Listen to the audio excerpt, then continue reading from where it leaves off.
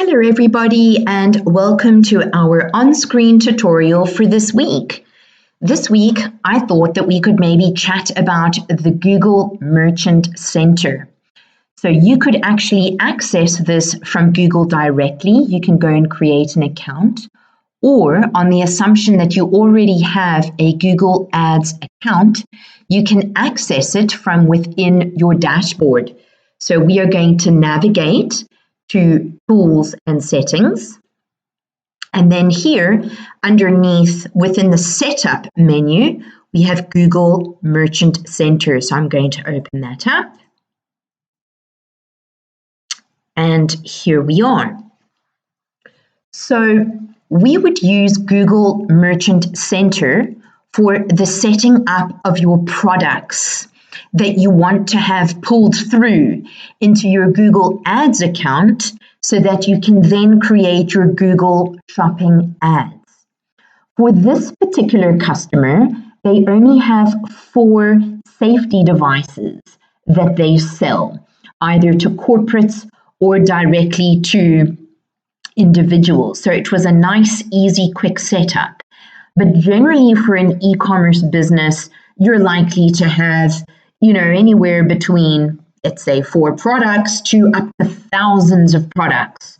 So if you do have a large product offering, you may want to think about contracting the support of a developer who can actually create a dynamic product feed connected from your e-commerce platform and loaded up and hooked up into your Google Merchant Center, because it would take a long time if you were to actually upload all of the products manually, which is an option. But I do feel that if you have a large collection of products, that you have a web developer assist you with connecting a product feed. So here we are within the dashboard. Obviously, you need to set it up correctly from the beginning. And this is an overview, which gives you an idea of shopping ads, free listings, performance shopping ads, and also dynamic retargeting. Up at the top, we have tools and settings. That's where you would update information about shipping and returns, regions, sales tax, business information, shopping ads setup, customer reviews setup, and free listings. So when you go into your Google Merchant Center account for the first time, it will actually prompt you to complete all of this information up front. And obviously, as information changes or becomes more relevant than other parts of the information already included, you can go back into this Tools menu and change accordingly. This is where your web developer would focus on the API, the product feed, etc. And then you would also maybe have some information within linked accounts, account access. You would have to add your web developer in there, and just some basic setup information. You can open up all of these menu items and just follow the prompts from start to end. Quite interesting, they have this shopping ads setup. Just open it up and you can update all of that there about review policies, product and business information, shopping ad status. It also interested me as well that they have this incredible option here for the customer reviews setup. Now, when you are looking at shopping ads on Google, some of them have star ratings and others do not. So this is where you could also ask your developer to assist you by adding scripting to the checkout pages. You can then capture the customer's reviews of the products, which once completed will pull through and display with your Google Shopping ads. And remember that customers want to hear what other customers are saying about your products, not necessarily what you are saying about your product. So if they see customer reviews on display with your product ads, then your ads are likely to get a click first and potentially a purchase over and above everybody else's. So it would be a good idea to set up the customer reviews section, which includes some scripting that needs to be added to the checkout pages of your website. And if you cannot do it, please contract a web developer to assist you. Here, let's go to the most important section, which is for products. And this is where you would connect your product feed, or you can actually add them manually. So with this particular customer, they only had 4 products. We still have 2 accessories to add, but essentially what was wonderful is that we only had 4 to add to this. So I was able to do it manually without having to ask a web developer to assist. You can see that we have a shopping ad running, and also it is connected to dynamic remarketing.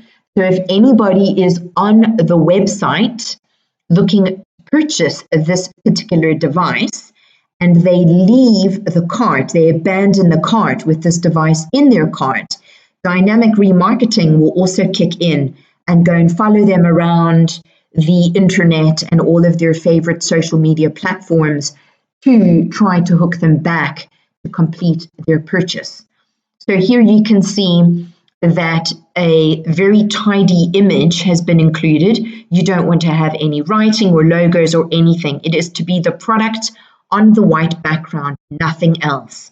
There is the title, very neat, very tidy, consistent, continuous. It's all exactly the same. This is a system-generated item ID, or you can include your own SKU, which is basically a tag for the product. It's a unique code that it would get.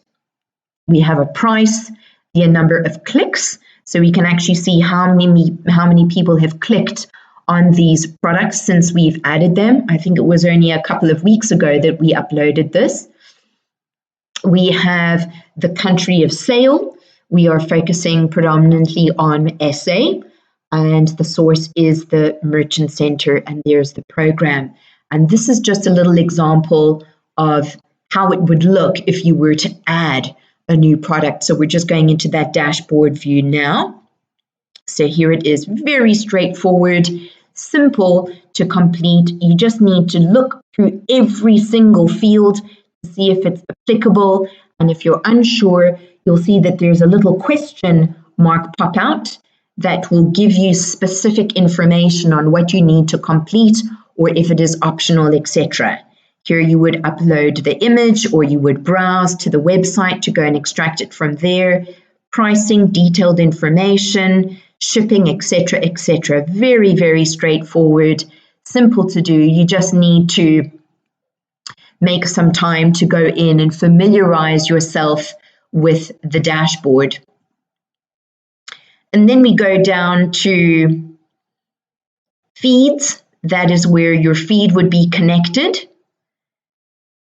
There is the feed, or you would ask your web developer to upload a feed within here. So it's a fairly straightforward dashboard. It doesn't seem too difficult to use. It just requires a little bit of time to go in there and familiarize yourself. Here we actually have the budget per day, and we have some analytics coming through